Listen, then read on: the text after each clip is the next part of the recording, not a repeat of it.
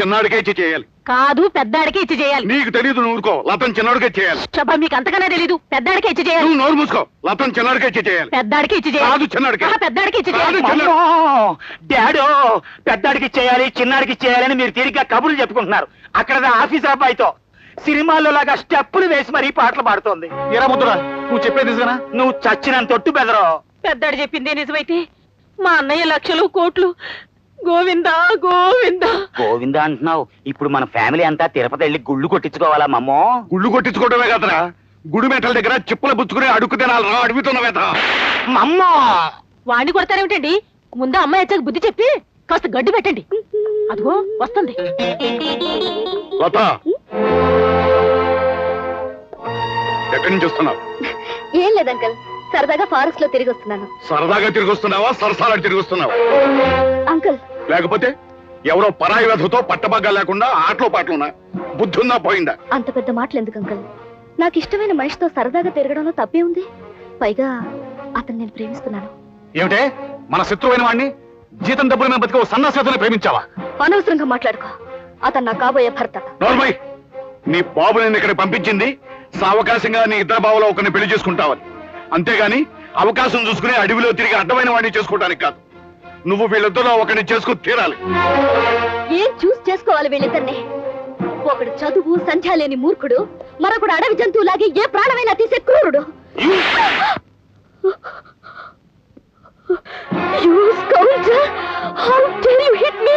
మా డాడీతో చెప్పి నీ డాడీకి నేనే చెప్తాను. ఊరుకుంటున్నాం కదా, నోటుకొచ్చి వాళ్తున్నావు. మావైన అర్జెంట్ గా రమ్మని ఫోన్ చేయి. డాడో, దుశ్శాసనంలో వాళ్ళు అతను బరబరా లాకెడుతుంటే గుడ్డి ధృతరాష్ట్రంలో నువ్వన్నీ మూసి కూర్చోవడం నాకే నచ్చరా. మిమ్మల్ని ఇద్దరిని పోలీసులకు పట్టిస్తా. ఇప్పుడే రంగారావుకు ఫోన్ చేసి రేపే దాని ఇంటి కోళ్ళ ఇటు చేస్తాను. మమ్మో, నిజంగానే ఫోన్ చేసి నీ మొగుడు అరెస్ట్ అయ్యేట్టు చూస్తా. ఒరే నాని, నా మాట వచ్చిందంతే.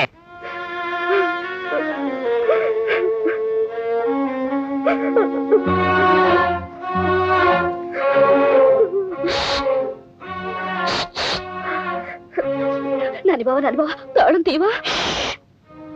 చప్పుడు చేయకు. చీమ చిటుక్కుమంటే నా ప్రాణం పుటుక్కుమంటుంది. నీ చెవిల పడాయి.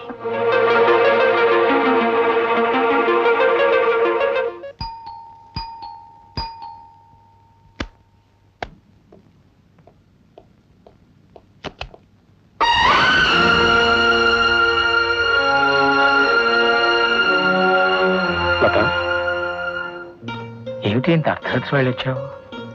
మనిషిని జంతువులా బోన్లో బంధించే రాక్షసుల మధ్య నుంచి తప్పించుకుని వచ్చేసాను రాజా. ఏం జరిగింది? మన ప్రేమ విషయం పుణ్యకోటి అంకులకు తెలిసిపోయింది. తన కొడుకుల్లో ఒకరిని చేసుకోవాలని పట్టుపట్టాడు. నేను ఒప్పుకోలేదు. నాగేంద్ర నన్ను కొట్టాడు. రాజా, ఇక నేను ఇక్కడే ఉంటాను. మళ్ళీ ఆ ఇంటికి వెళ్ళను. దండాలు ఆఫీసర్ ధర. మా కోనలో మేం పండించుకున్న కాయలు పళ్ళు తమరికి కానుకగా అడ్డుకొచ్చాం.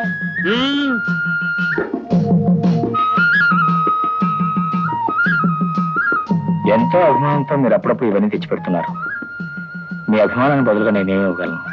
పెద్ద మనసున్న మీలాంటి బాబుల దీవెనలే చాలు మాకు.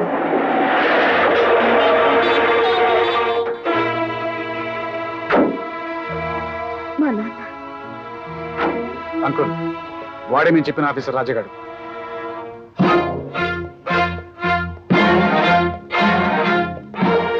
ఏమయ్యా, బాధ్యత గల ప్రభుత్వ ఆఫీసర్ అయి ఉండి ఇలాంటి దారుణం చేస్తావా? వయసు వచ్చిన ఆడపిల్లని తీసుకొచ్చి నీ దగ్గర ఉంచుకుంటావా? నీ మీద పోలీస్ కంప్లైంట్ చేసి అరెస్ట్ చేయించగలరు. నాన్న, మీరు తొందరపడి మాట్లాడుతున్నారా? నేనుగా ఇష్టపడిస్తే ఆయన నాకు నీడనిచ్చారు. అంటే నువ్వు అతన్ని పెళ్లి చేసుకుంటానంటావా? మేము అతని జీవిత చరిత్ర జాతక చక్రం తెలుసుకునే వచ్చాం. అమ్మ నాన్న లేక అనాథగా తిరిగిన మనిషి, ఇతరుల దయా దాక్షిణ్యాల మీద చదువుకున్న మనిషి. అవునమ్మా, అతని దగ్గర ఏముందని పెళ్లి చేసుకుంటాం? నిన్ను సుఖపెట్టడానికి ఆస్తి ఉందా, అంతస్తులు ఎక్కించడానికి ఐశ్వర్యం ఉందా? రంగారావు, ఆడపిల్ల పెళ్లి చేసుకుని పచ్చగా కాపురం చేసుకోవడానికి కావాల్సింది మీరు చెప్పే ఆస్తి ఐశ్వర్యం కాదండి. ప్రేమ, అభిమానం, అనురాగం. అవి లేని చోట ఎన్ని లక్షల కోట్లు ఉన్నా కూడా వృథా. ఆడపిల్ల సుఖపడలేదని తెలుసుకోండి. అంకుల్, ఇలాంటి మాయ మాటలు చెప్పేలా అతను వల్ల వేసుకుని ఉంటాడు. సభ్యత సంస్కారం లేకుండా మాట్లాడకు మిస్టర్ నాగేంద్ర. ఆమె నేనంటే మనసు పడింది, నేను ఆమె ఇష్టపడ్డాను. ఆమె నా భార్య కావాలని కోరుకుంది, నేను ఆనందంగా అంగీకరించాను. ఇందులో తప్పే ఉంది. లోక జ్ఞానం లేని పిల్ల చేసుకోవాలనుకున్నంత మాత్రాన నువ్వు సరేంటే ఈ పెళ్లి జరుగుతుందా? ఎట్టి పరిస్థితుల్లో దీనికి నేను ఒప్పుకోను. మైనారిటీ తిన్న ఆడామగా మనసులు కలిసి పెళ్లి చేసుకోవాలనుకుంటే ఏ పెద్దల ఒప్పుదలలో ఏ మనుషుల ఆమోదాలు అవసరం లేదు. రూల్స్ మాట్లాడుతున్నావా? నా కూతురు నువ్వేం సుఖపెట్టగలవు? కార్పెట్ల మీద నడిచి కారులో తిరిగే నా కూతురికి నువ్వేం భవిష్యత్తు ఇవ్వగలవు? కనీసం పెళ్లిని అట్టహాసంగా చేసుకోగలవా? పెళ్లికి కావాల్సింది అట్టహాసాలు ఆర్పాటాలు కాదండి. ఈ మనిషి నా మనిషి అని మనసారా చెప్పి ఒక్క పసుపు తాడు కట్టినా చాలు.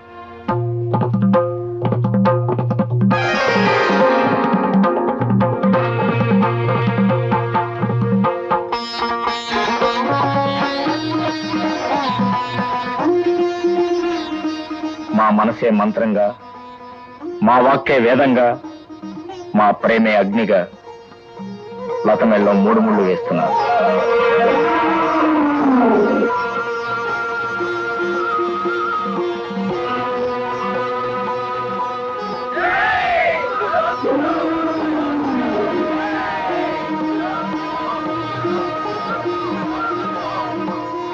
ఈ క్షణం నుంచి మీ మిసెస్ రాజా, దాన్ని కాదనే హక్కు అధికారం ఈ లోకంలో ఎవరికి లేవు. నాన్న, నీ కళ్ళ ముందే మా పెళ్లి జరిగింది. కాదనక మనసారా నన్ను దీవించు.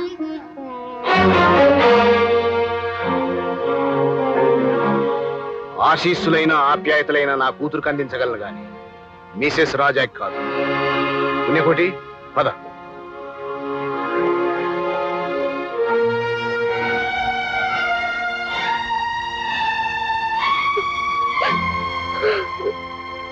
అయ్యరు అయ్యా, శుభమాని మనువాడి కంటదడి పెట్టకు తల్లి.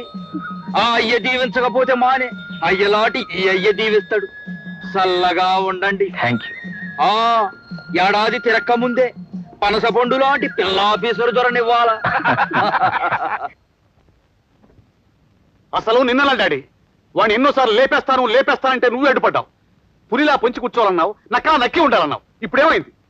వాడు మన వ్యాపారాన్ని దెబ్బతీసి లక్షలు నష్టం తీస్తాడు కాకుండా కోట్లకు వారసులైన అతను కూడా తందాన్ని చేసుకున్నాడు. ఇళ్ళలగానే పండగ కాదు, తాడు ముక్క కట్టగానే పెళ్లి కాదురా. నువ్వు పెళ్లి కాదు, తద్దరం కాదని అవకాశం కోసం ఇక్కడే కూర్చో. వాడు దాన్ని వెంట పెట్టుకుని హనీమూన్ కూడా వెళ్ళాడు. రేపు పిల్ల పాపలతో వచ్చాక నువ్వు లాలిపాట, నేను జోలపాట కలిసి పాడదాం. ఈ పుణ్యకోటి బుర్రలో కోటి పాపపు ఆలోచనలు ఉన్నాయిరా. వాడు హద్దు మీరడు కదా అని లేపటం వద్దన్నా. ఇప్పుడు వాడి ఆట కట్టించడానికి పంజా దెబ్బ లాంటి పథకం వేస్తాను చూడు.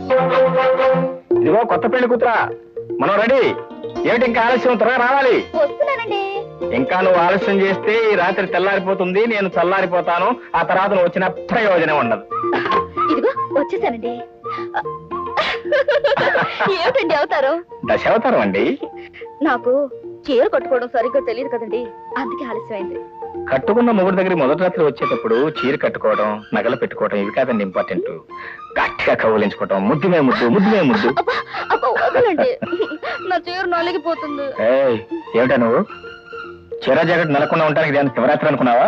తొలి రాత్రి చీర జాకెట్టే కాదు, నువ్వు నేను కూడా జాయింట్ గా నలిగిపోతావు.